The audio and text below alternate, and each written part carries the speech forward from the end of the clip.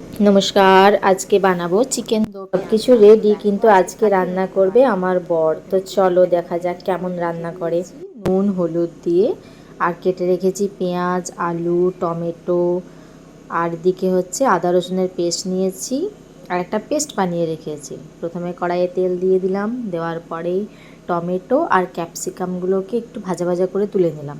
তারপরে করলাম ওই কিউবস করা পেঁয়াজগুলোকেও ভালো করে ভেজে তুলে নিলাম, এবং সেই তেলেই দিয়ে দিলাম লবঙ্গ, এলাচ আর দারচিনি। তারপরে দিয়ে দিলাম পেঁয়াজ আর কাঁচা লঙ্কাটাকে ভাজা হয়ে গেল, সাথে অ্যাড করলাম আলুটাকে। আর সেই যে কিছু কাঁচা টমেটো রেখেছিলাম অল্প করে, তার মধ্যে দিয়ে দিয়েছিলাম। তারপরে দিলাম পেস্টটাতে ছিল দই, জিরে গুঁড়ো, হলুদ গুঁড়ো, ধনে গুঁড়ো, আর রেড মির্চ, আর দিয়েছিলাম আদা রসুনের পেস্ট। তারপরে দিয়ে দিলাম ধনেপাতা কুচি। ভালো করে একটু ভাজা করে নিয়ে দিয়ে দিলাম চিকেনটাকে, দিয়ে পর ঢাকা দিয়ে দিলাম। তো চিকেনটাকে কিছুক্ষণ ঢাকা দেওয়ার পরেই খুলে নিলাম, হালকা জল বেরিয়ে গেছে। তো আরেকবার ভালো করে নাড়াচাড়া করে নিলাম, কারণ দেখুন, এই দেখুন চিকেন থেকে পুরো জল বেরিয়ে জল ফুটে শুকনো হয়ে গেছে। হ্যাঁ, এই কাঠের উনুনে চিকেন রান্না করলে খুব টেস্টি হয় সত্যি। তো একটু হয়ে যাওয়ার পরেই আমার বেটু এই যে খাবে, তো তাকে দিয়ে দেওয়া হলো চিকেনটাকে। আর কেমন হয়েছে তার রিয়াকশনটা ঠিক দেখো। আছে, ঝাল ঠিক আছে।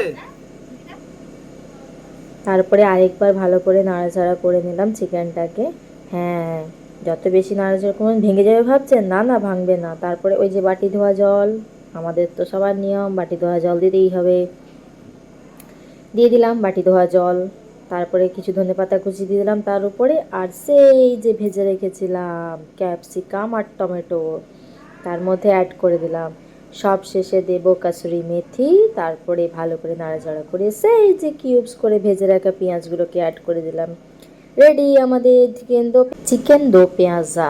তো দেখো, গরম গরম ভাতের সঙ্গে পরিবেশন করো, গরম গরম রুটির সঙ্গে পরিবেশন করো, দারুণ। তোমরা রান্না করে জানিও কেমন হয়েছে।